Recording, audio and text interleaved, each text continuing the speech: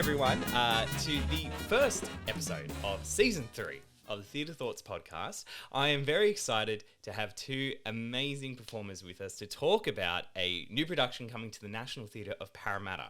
So, first of all, we have a first-generation Australian clown who graduated from NIDA in 2020, during which he worked on 6, Ibsen's Ghost, 12th Night, and debuted the role of Amelie in the first Australian stage adaptation of the film Amelie.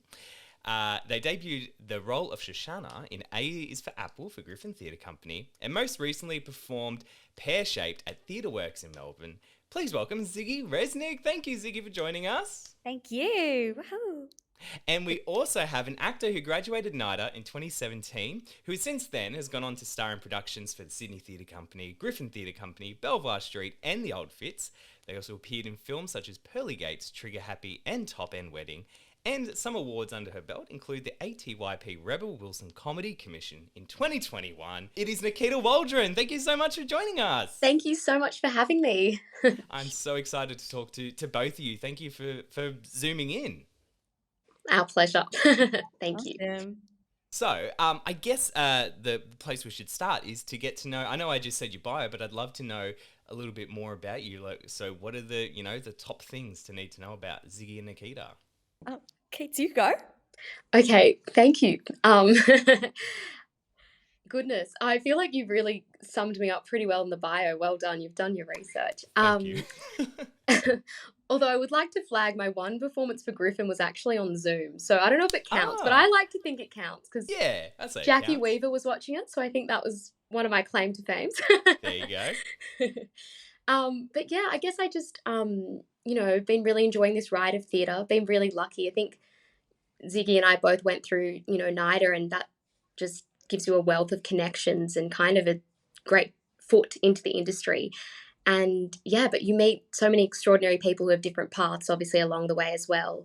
And yeah, in the last couple of years, I've started to give writing a go too, which is how the Rebel Wilson Comedy Commission came into play. So hopefully next time you can say I've had a play on that I've written.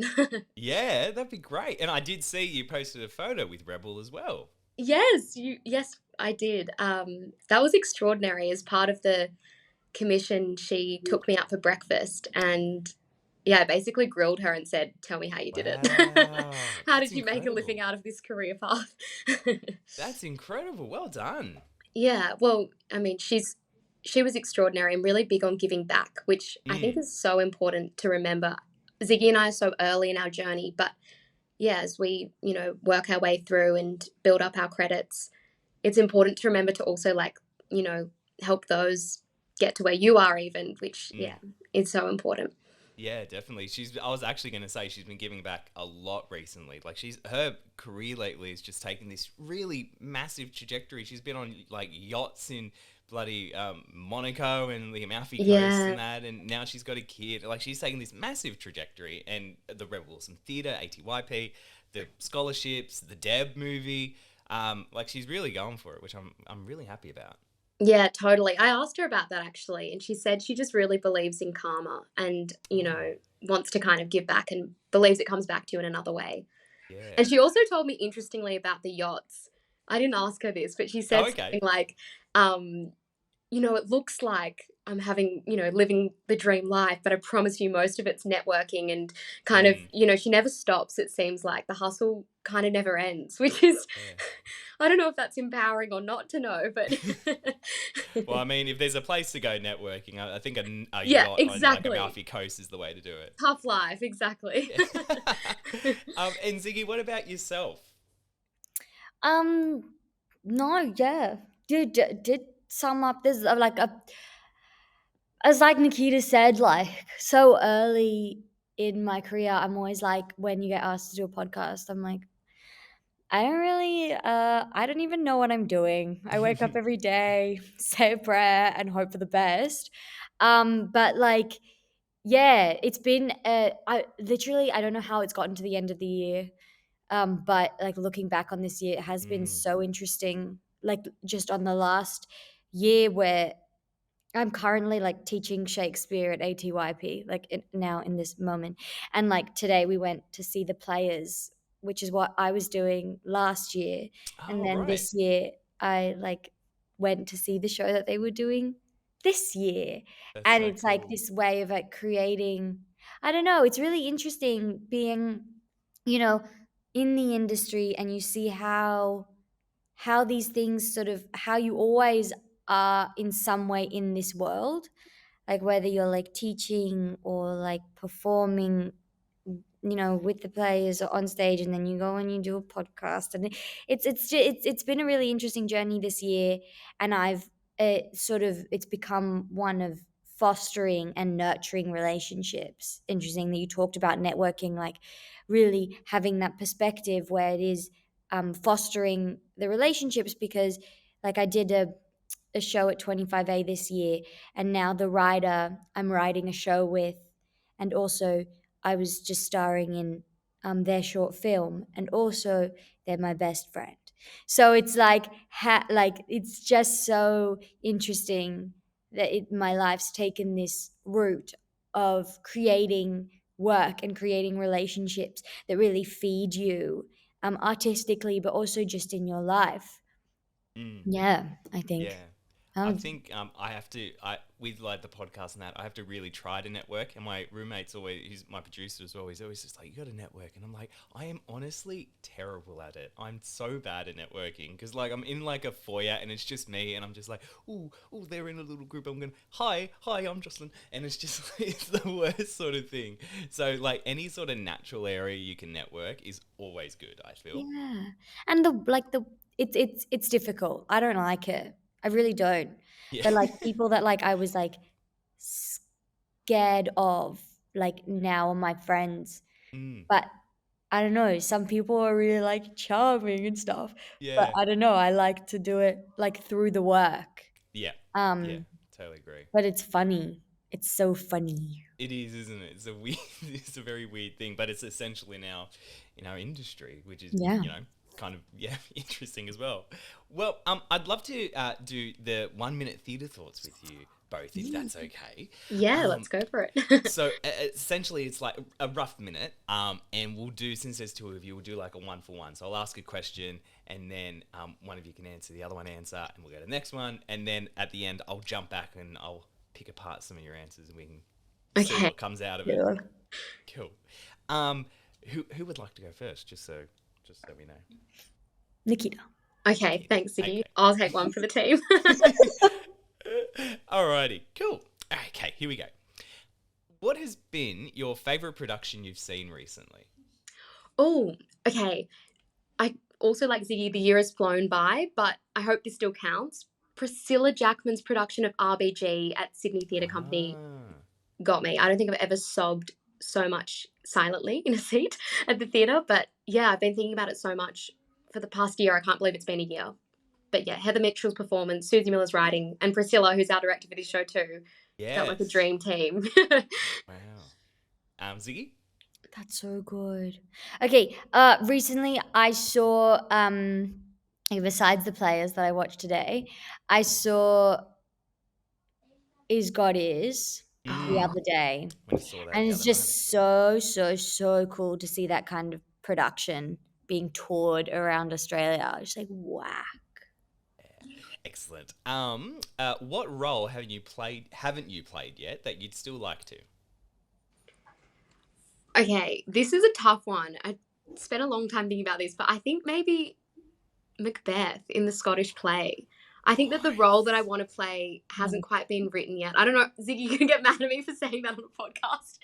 What? Your as you said, Macca's, your lighting changed in your box. Oh. I It's thought weird. that. So I got distracted. That's actually really true. Anyway, yeah, the lighting in my house changed for the podcast listeners at home. But as I said, the M word. But yeah, that would be mine. Love it. Ziggy?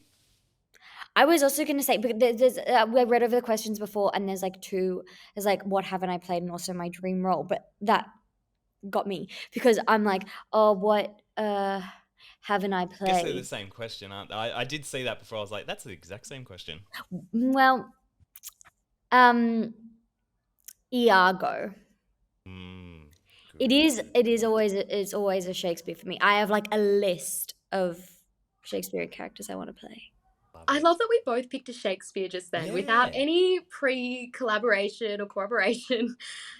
No. It's very Yeah, good. and we both picked male characters as well. Interesting. Oh, true. Yeah, you didn't say Lady Macbeth. You said the main Well, guy. when I was looking at the pre-interview questions, I couldn't help but think as well, gosh, yeah, maybe our dream roles haven't been written yet. You know what I mean? For women. Yeah. Yes. Love that.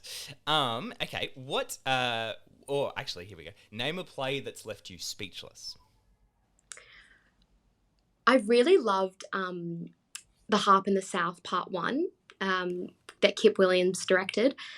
I was working with Kate Mulvaney at the time, and she was acting, but she obviously adapted that. And yeah, I just couldn't quite look her in the eye the next day at rehearsals because I was like, how did your brain, adapt such an extraordinary text into, a magnificent piece of theatre. I also was very early in my theatre journey, but I hope I'm not biased. You know how sometimes when you look back on things, you're like, well, that was 5 years ago, but it just blew me away, and I think about it all the time. So yeah, but I think it's a justified response. Yeah, no, I think it's good. I'm Ziggy? so excited by that because I have another link. Tell 'Cause us. I have all my like favorite productions on my wall, but the one that like was really pivotal for me was Kate Mulvaney in Richard III. Oh, cool. Like that's that was just it for me. I was like, oh yeah, Yeah. that's it. Good. I'll ask you two more. What's your pre-show ritual? Or do you have Okay, one? so I do a vocal and physical warm-up, and I meditate now as well, actually. But something I've really implemented is I don't look at my phone in that lead up to the show. Because, one of our teachers at NIDA mentioned it. It can really throw you if you get a weird piece of news or a weird text. And I just kind of think, it's glued to my hand on the best of days. Might as well just have some space from it before performing. That's so true. It's so true. I remember reading a message before I've gone into a theatre show, and it's ruined the entire production for me because I can't stop thinking about it. And I'm just like, I got to message them at intermission. Like, oh, yeah, that's actually very true. I like that. Thank you. Yeah, absolutely. Also the vocal, physical warm up, and meditate. I like meditation's like the most important thing I've realized. Like it's the one I want to do the least. And well, now that I know this, I'm gonna make you meditate. We should. I would love to. I get so hyped. I'm like a kid before a show. I'm like, this is the best day ever. I still like can't believe it. But something I do if it's a really tricky character is I'll like draw a little piece of paper and I'll like draw myself. And then I'll be like, bye, Ziggy. And then I'll like fold it up real small and then like put it somewhere on my dressing room. And then when I come back, I can like get undressed. And I always have like very specific jewelry for a character, very specific socks for a character, very specific, like all my like undergarments and stuff are very specific so that I spend my time, because I wear a lot of chains in my day-to-day life. So I'll be like, putting back on my chain afterwards, That's unrolling my cool. little Ziggy photo, like putting back on all my like millions of earrings and my rings so that I can at least like come back to myself, and it forces me to not like run outside and get a drink. Like I'll like sit there and be like, you're okay, That's I great. love that you do that. That's post-show. you kind of like check in and check out. Yeah. Of your character. Yeah. Stanislavski would be very proud. The last one I'd like to ask is, which production would you most want to see come to Australia?